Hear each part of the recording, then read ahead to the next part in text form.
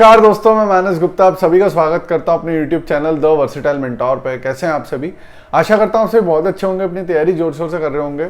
ये वीडियो दोस्तों खासकर उन सभी रोते गाते एस्पिरेंट्स के लिए बनाई है जिन्होंने कल आरबी वाले भाई साहब की कट ऑफ देखी है और उसके बाद से काफ़ी परेशान है कि सर आपने तो बोला था हो जाएगा, सबका ही बोल रहे हो आप तो हो जाएगा, और यहाँ पे कट ऑफ 143 बताई है शुभम सर ने। तो देखो यार, 2 से 3 चीज़ें आप सभी से डिस्कशन करनी है, वो धीरे धीरे करके स्टार्ट करता हूँ मैं। सबसे पहली चीज़, जिस दिन आप पेपर देने गए थे, जब आप पेपर दे के बाहर निकले तब आपको हल्का सा फील आ जाता है कि क्या होने वाला है। दूसरी चीज़, उसके बाद जब आप आंसर की देखते हो तो आंसर की देखने के बाद आपको समझ में आ जाता है कि मेरे साथ क्या होने वाला है। आंसर की में अगर आपके नंबर 130 से और 150 के बीच में होते हैं तो आपसे बड़ा कंफ्यूज्ड आदमी इस दुनिया में कोई नहीं होता है जिसने आंसर की से लेकर अभी तक का पूरा समय बर्बाद कर दिया है, क्योंकि वो यही सोच रहा है मेरा होगा नहीं होगा। फिर कल कट ऑफ की वीडियो आ गई तो उसके बाद से फिर आधे लोगों ने डाउन हो गए हैं, उन्होंने तैयारी बंद कर दी है। हर कोई कम से कम 10-10 लोगों से कमेंट करके पूछ रहा है मेरे इतने मार्क्स हैं, ये मेरी कैटेगरी है, क्या मैं मेंस की तैयारी करूं? एक बात मेरे को सिंपल सी बताओ क्या अगर वो मना कर देगा तो तुम तैयारी नहीं करोगे? सोच के बोलना। आप सभी लोगों को बता देता हूँ दोस्तों, आप सभी को पता होगा बहुत अच्छे से, अभी है ना थोड़े टाइम में एनटीपीसी का एग्जाम होने वाला है। आपको पता ही है, ग्रेजुएशन वाले फॉर्म चल रहे हैं, वो 13 अक्टूबर लास्ट डेट है, वो डाल देना सभी, और 12th वाले फॉर्म चल रहे हैं वो सभी डाल देना, अपने 21 अक्टूबर तक की डेट है ना। एनटीपीसी का एग्जाम सिर्फ अपने जोन से डालने की कोशिश करना, और अगर जिसके पास नौकरी नहीं है वो कहीं से भी डाल सकता है जहाँ पे ज़्यादा वैकेंसी हो, क्योंकि फिर वहाँ पे जाने में आपको दिक्कत नहीं होगी। हालांकि वैकेंसी के चक्कर में क्या होता है ना, मेरा एक दोस्त है वो छोड़ के आया अभी एनटीपीसी में जॉब, हालत ख़राब हो जाती है, वो आपको कहीं भी फेंक देते हैं किसी भी स्टेशन पर। तो थोड़ा चीज़ें देख के करें। आपको स्क्रीन के ऊपर बुक्स दिख रही होगी, किरण की 129 सेट्स जितने भी एनटीपीसी के हुए हैं वो सारे कंपाइल्ड हैं तीनों किताबों में, रीजनिंग, मैथ्स और जीएस। आपको पता ही है इसमें इंग्लिश आती नहीं है, रीजनिंग, मैथ्स और जीएस के, तो ये 3 किताबें आप परचेस कर सकते हो। इसमें सारा का सारा डेटा एनटीपीसी का है पूरा, और आप वो कर सकते हो। ठीक है दोस्तों, आगे बात करता हूँ। अब आप सभी को एक बात मैं बता देता हूँ, एसएससी हो चाहे एनटीपीसी हो चाहे जितनी भी एग्जाम है, उन सबका एक बेसिक फार्मूला आप सभी को पहले बता चुका हूं मैं कि आपको 6 महीने अपने ऊपर देना है, अपने ऊपर काम करना है, सिलेबस कंप्लीट करते हुए चलना है, साथ में प्रैक्टिस करते हुए चलना है। किरण की किताबों से प्रैक्टिस करते हुए चलना है, सिलेबस कंप्लीट करते हुए चलना है। जैसे आज मैंने परसेंटेज देखा तो मैं आज परसेंटेज के क्वेश्चन लगाऊंगा, आज प्रॉफिट एंड लॉस देखा तो प्रॉफिट एंड लॉस के क्वेश्चन लगाऊंगा। इस प्रकार से सिलेबस को धीरे धीरे 6 महीने में हमें कंप्लीट करना होता है। उसके बाद फिर हम मॉक्स देते हैं, और मॉक्स देके फिर हमें समझ में आता है कि हम क्या गलती कर रहे हैं, बीच में रिवीजन हम करते रहते हैं। ये पूरी एक प्रोसेस होती है 6 से 7 महीने की, जिस प्रोसेस से आप एक कंपटीशन के वर्ल्ड में उतरते हो। लेकिन आप लोग क्या कर रहे हो ना, अभी 1 साल तो आप लोग इसी में बर्बाद कर देते हो। ये यूट्यूब पे जितने भी नए मास्टर हैं उनको देख देख के, जितने भी नए टीचर हैं, कोई एक नई किताब अपनी निकाल रहा है, आप बोलते हो मैं ये भी खरीद लूँ। कोई एक अपना नया मेंटरशिप कोर्स निकालता है, आप वो भी खरीद लेते हो। कोई एक नया भाई अपना ग्रुप बनाता है, आप उसको भी ज्वाइन कर लेते हो। सबसे पहले तो ना थोड़ा दिमाग खोल के आओ। अगर आप 12वीं के बाद भी आ रहे हो, अगर आप ग्रेजुएशन के लास्ट ईयर में हो, 3rd ईयर में हो, तो इंसान हो आप यार, आपका दिमाग जो है बहुत काम की चीज़ है।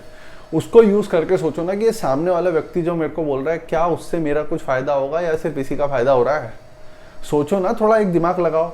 भाई तुम्हें सीधा सा गणित बताता हूँ मैं, जितने भी बड़े बड़े टीचर है ना, आप कुछ थोड़ा दिमाग लगाओ, जिनके पास मतलब 5 मिलियन 6 मिलियन के सब्सक्राइबर हैं, 60 लाख बच्चे हैं, मान लो 2000 रुपये का कोर्स निकाला और मान लो 1 लाख कोर्स बिक गए, है ना। तो आप लोग सोच भी नहीं सकते हो 1 लाख कोर्स बिकना, 1 लाख कोर्स बिक गए उस बंदे के 2000 रुपये के, वो लगभग 20 करोड़ रुपये हो जाते हैं। ठीक है, और 2000 रुपये का कोर्स बनाना क्या है, एक कमरे में वीडियो शूट्स करना होती है। तो थोड़ा दिमाग लगाओ कि आपको कहाँ इन्वेस्ट करना है। उस बंदे ने बहुत मेहनत करी है, मैं आपकी सारी चीज़ों से एग्री हूँ, लेकिन थोड़ा आप ये दिमाग लगाओ।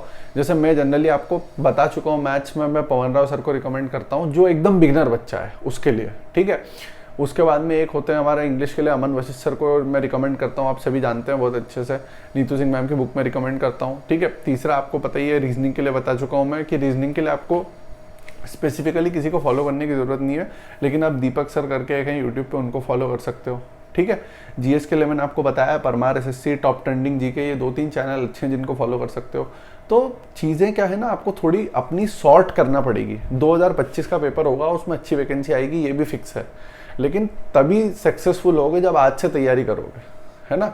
अगर आज से तैयारी नहीं करोगे तो आपका कुछ भी नहीं होने वाला है। एनटीपीसी का पेपर है, अभी मैंने आपको बताया स्टार्टिंग में, उस एनटीपीसी के पेपर के लिए देखो तैयारी ना सब एक ही है भाई। मैथ्स में अगर परसेंटेज में ये क्वेश्चन एसएससी में आ रहा है तो यही आईबीएसईआईओ में आएगा, यही एनटीपीसी में आएगा, यही किसी भी स्टेट की एक छोटी एग्जाम में आएगा, पटवारी हो कोई सी भी एग्जाम हो। समझ रहे हो? तो आपको डिसाइड करना है कि मेरे को किस तरफ टर्वट लेनी है। मेरा एक ही ट्रैक है, उसमें सारे स्टेशन के बीच में ये एग्जाम्स आएंगी। मैं अपनी बात करूँ तो एसएससी की तैयारी करी थी तो मेरा आईबी भी निकला। समझ में आ रही है आपको बात? एसएससी के सारे एग्जाम निकले, सीएचएसएल, सीपीओ, सीजीएल सारे निकले। क्यों निकले?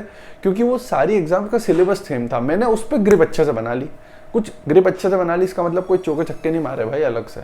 जो सेम बुक्स थी वही बुक्स करी है मैंने, जो सारी सेम बुक सब बच्चे करते हैं वही बुक सेम मैंने करी है और वही क्वेश्चंस प्रैक्टिस किए हैं, वही वीडियोस देखी हैं जो आप सब देखते हैं।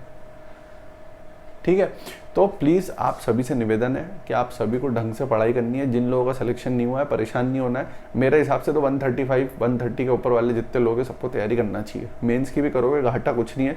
नहीं भी हुआ अगर फाइनली मान लो, है ना, 135 से ऊपर वालों का अगर नहीं भी होता है, क्योंकि नॉर्मलाइजेशन में सबके 4-5 3-4 नंबर बढ़ना ही है, तो नहीं भी होता है ना, तो आपका ये है कि तैयारी कभी ख़राब नहीं होती है भाई।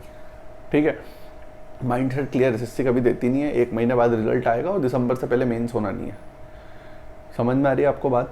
तो किसी भी हालत में तैयारी अपनी बंद नहीं करना है। ढंग से तैयारी कर लो, पढ़ाई कर लो, फालतू परेशान होने से कुछ नहीं होगा। और रो धोगे, इधर उधर कमेंट करोगे, आपकी कदर किसी को नहीं है दोस्त, है ना। हो भी नहीं सकती यार। एक वीडियो पे 10,000 कमेंट है, 5,000 कमेंट है, 2,000 कमेंट है, 1,000 कमेंट है, कौन रिप्लाई करेगा एक कमेंट का? बताओ ना। और आप लोग चाहते यही हो, आप लोग चाहते हो कि जो बंदा ये वीडियो बना रहा है ना वो आपसे बात करे। तो आपसे बात करके कोई अलग सी जन्म घुट्टी नहीं मिल जाएगी, वो आपको डांटेगा ही, चिल्लाएगा ही, है ना। एक और चीज़ जॉब वाले एस्पिरेंट्स के लिए बता देता हूँ। बहुत सारे जॉब वाले एस्पिरेंट्स अभी मेट्रो में मिलते हैं, मुझे पहचान जाते हैं, पूछते हैं, तो उनसे एक ही चीज़ बोलता हूँ कि बस एक चीज़ ध्यान रखना, फाइनेंशियली आप दिक्कत में हो, मैं सब समझता हूँ, कि कभी भी, जैसे अभी एक भाई मिला था उसके 132 मार्क्स थे, तो मैंने पूछा क्या हुआ? बोला भैया तैयारी उस लेवल की नहीं हुई है। तो मैंने बोला 2 साल बाद क्या होता है ना, बहुत ज़्यादा रिग्रेट होता है कि यार काश उस समय जॉब थोड़ी सी कम कर लेता, कम आवर्स में कर लेता, 4 घंटे की कर लेता और बचा हुआ टाइम में इधर लगा लेता ना, तो शायद आज मेरी जॉब होती। तो आपको ये चीज़ का ध्यान रखना है, आपको इस चीज़ पे फोकस करना है। समझ पा रहे होगे मेरी बात जो मैं बोल रहा हूँ?